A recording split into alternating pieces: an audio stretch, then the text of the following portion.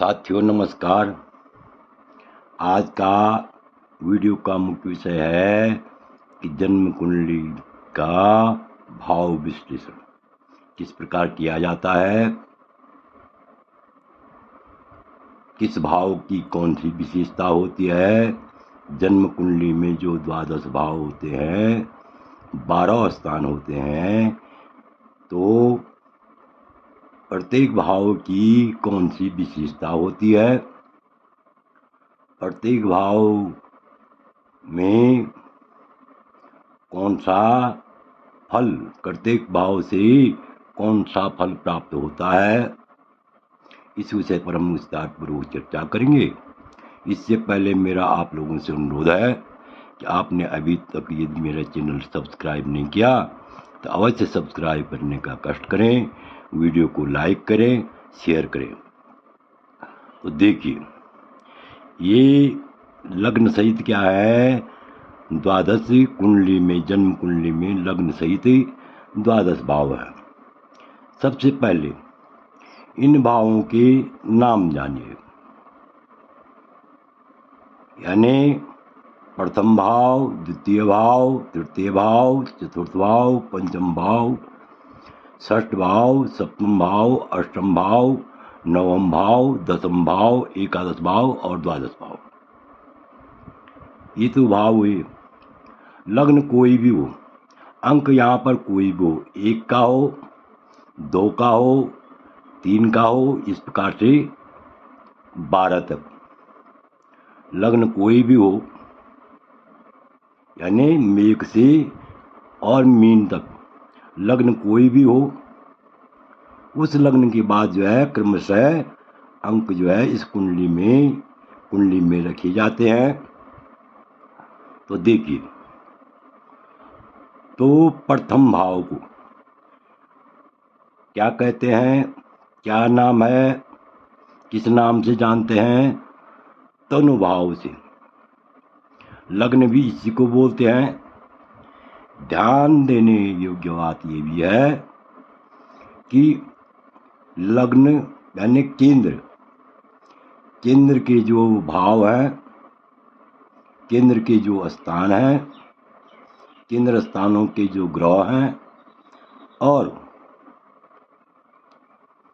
केंद्रीय स्थानों के ग्रह के साथ ही जो त्रिकोण स्थान के ग्रह होते हैं, केंद्र कहते हैं 1, 4, 7, 10 को। ये तो केंद्र हुए, केंद्र के स्थान हुए, केंद्र के भाव हुए। और पंचम और नवम और लग्न, इनको जो है त्रिकोण के भाव, त्रिकोण के स्थान कहते हैं।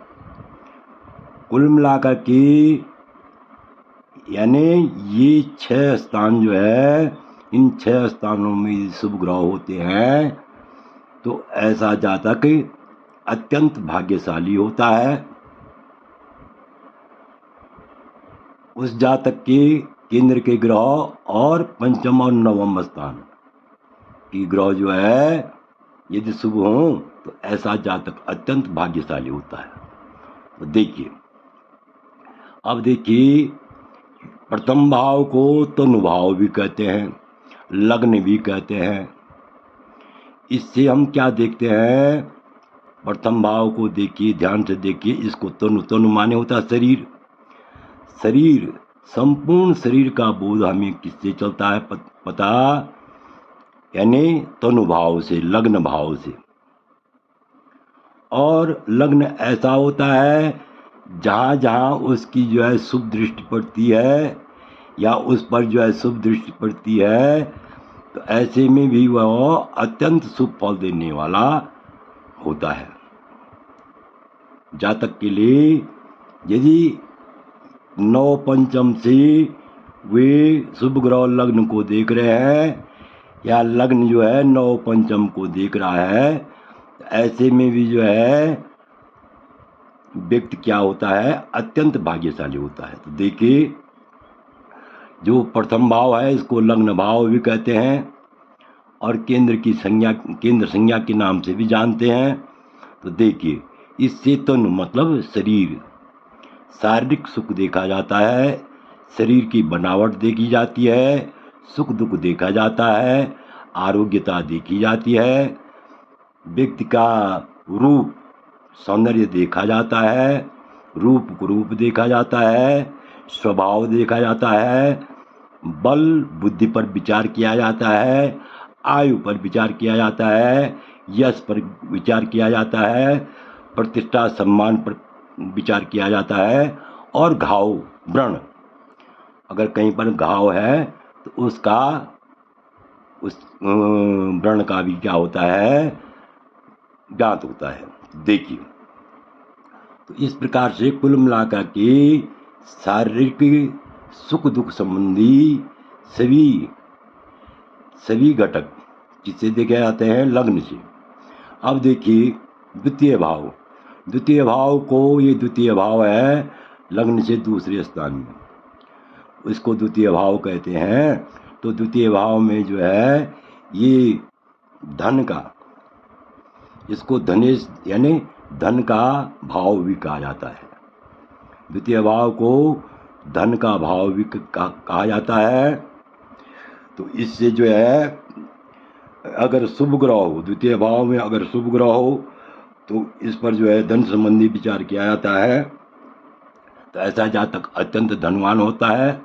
अगर अशुभ ग्रह हो तो उसको जो है उसके जीवन में धन की समस्याएं आती रहती हैं। इससे आगे परिवार संबंधी, दान पुण्य संबंधी, खान पान संबंधी विचार भी जो है द्वितीय भाव से किया जाता है। आगे देखिए तृतीय भाव से जो है क्या देखना चाहिए, भ्रातृ सुख। क्योंकि एक समस्या आती है, अधिकांश लोग बोलते हैं कि किसी जातक का जो के बारे में पूछते हैं, बच्चे के बारे में पूछते हैं, इसके पीछे भाई होगा या नहीं होगा। तो इस बात का विचार भी इसी भाव से, तृतीय भाव के ग्रहों से किया जाता है। और साहस पराक्रम धैर्य का विचार भी इसी से किया जाता है। यदि शुभ ग्रह हों तो शुभ फल की प्राप्ति होती है, और अशुभ ग्रह हों तो ऐसे में शुभ फल में न्यूनता आती है। देखिए चतुर्थ भाव, ये चतुर्थ भाव को जैसे इसको पराक्रम का स्थान बोलते हैं, तृतीय भाव को पराक्रम स्थान भी बोलते हैं और सहज स्थान भी बोलते हैं। मतलब भाई बंधु के सुख को भी यहीं से देखते हैं। अब देखिए चतुर्थ भाव, यहाँ पर जो है चल अचल संपत्ति का बोध होता है। माता का सुख देखा जाता है, यहाँ से वाहन सुख देखा जाता है, और लोकप्रियता देखी जाती है। पैतृक संपत्ति तथा यश कीर्ति का भी चतुर्थ भाव से विचार किया जाता है। अब देखिए आगे पंचम भाव से विद्या और संतान का, विशेषकर विद्या, संतान और नौकरी के लिए इस भाव से विचार किया जाता है। बुद्धि विवेक, नौकरी, पेशा आदि का विचार भी इसी से किया जाता है। राजयोग का विचार भी इसी से किया जाता है, पंचम भाव से ही किया जाता है। षष्ठ भाव से रोग का विचार किया जाता है। शत्रुओं का विचार किया जाता है, इसको रोग घर या शत्रुगढ़ भी बोलते हैं। और पशुओं से लाभहानि, वाहन से लाभहानि, इस चीज़ का भी विचार किया जाता है।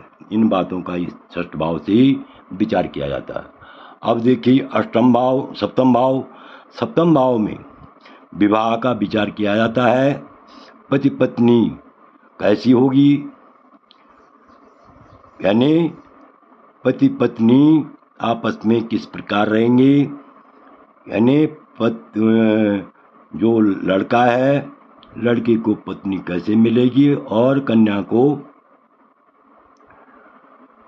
पति कैसा मिलेगा, और उसका स्वभाव कैसा होगा, चरित्र कैसा होगा, दाम्पत्य सुख की वृद्धि होगी या दाम्पत्य सुख में हानि होगी। यानी ये कुल मिलाकर के सप्तम भाव स्त्री का भाव माना गया है, यानी पति पत्नी का भाव माना गया है। अष्टम भाव, ये मृत भाव भी कहते हैं, इसको कष्ट भाव भी कहते हैं। इससे गुप्त धन और आकस्मिक धन लाभ का भी विचार किया जाता है, विपत्ति संकट एक्सीडेंट आदि का भी विचार किया जाता है। नवम भाव देखिए, नवम भाव में जो है ये भाग्य का घर माना गया है, भाग्य का स्थान माना गया है, धर्म का स्थान माना गया है। यदि इसमें शुभ ग्रह हों तो भाग्य वृद्धि होती है, अगर अशुभ ग्रह हों तो आदमी को जीवन में अत्यंत संघर्ष करना पड़ता है। दसम भाव ये जो है कर्म भाव माना गया है, इसको कर्म भाव भी कहते हैं। जैसे नवम भाव को धर्म भाव बोलते हैं, इसको दसम भाव को कर्म भाव बोलते हैं। तो इससे जो है नौकरी, राजसुख, राजयोग, उच्च प्रतिष्ठा और पिता का सुख और कर्मठता आदि पर विचार किया जाता है। ये जो है 10वां भाव कर्म भाव कहलाता है। और 11 भाव ये आय भाव है। यहाँ लाभ, पैतृक धन, पैतृक संपत्ति का विचार किया जाता है, लाभ का विचार किया जाता है और आय संबंधी विचार किया जाता है, रोजगार संबंधी विचार किया जाता है और धन संबंधी विचार किया जाता है। और 11 भाव ये व्यय भाव कहते हैं, इसको हानि भाव भी कहते हैं इसको। तो इसको जो है यहीं से जो है मुकदमा आदि की जिस जातक के सामने समस्याएं आती हैं, इसका मतलब ये भाव पीड़ित होता है। और यदि यहाँ पाप ग्रह बैठे हुए हों, यदि शुभ ग्रहों की दृष्टि न हो तो ऐसा व्यक्ति को अत्यंत धन हानि होती है। तो इसलिए इस भाव को व्यय भाव भी कहते हैं और हानि संबंधी बातों पर विचार इसी भाव से किया जाता है। इस प्रकार से आपने देखा तो ये जो है यानी तनु भाव का तनु यानी शरीर संबंधी रोग, दोष आदि जो भी होते हैं, इसका विचार जो है लग्न से किया जाता है।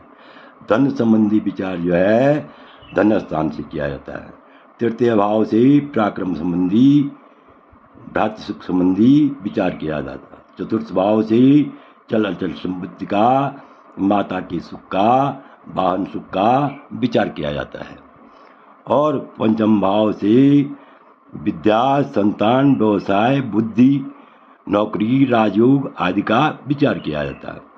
षष्ठ भाव से रोग, शत्रु, मामा, पशुहानि, धन हानि का विचार किया जाता है। वाहन हानि आदि का भी विचार यहीं से होता है। सप्तम भाव का यानी पति पत्नी कैसे मिलेगी, यानी ये स्त्री का भाव होता है, स्त्री का स्थान होता है।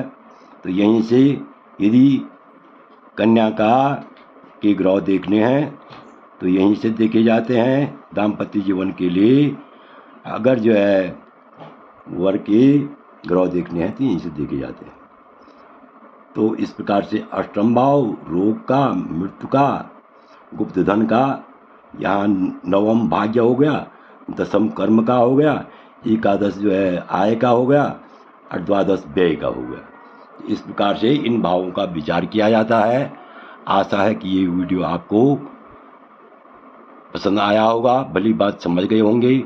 आपसे अनुरोध है कि यदि यह वीडियो अच्छा लगे तो मेरे चैनल को अवश्य सब्सक्राइब करें, वीडियो को लाइक करें, शेयर करें। वीडियो देखने के लिए बहुत बहुत धन्यवाद।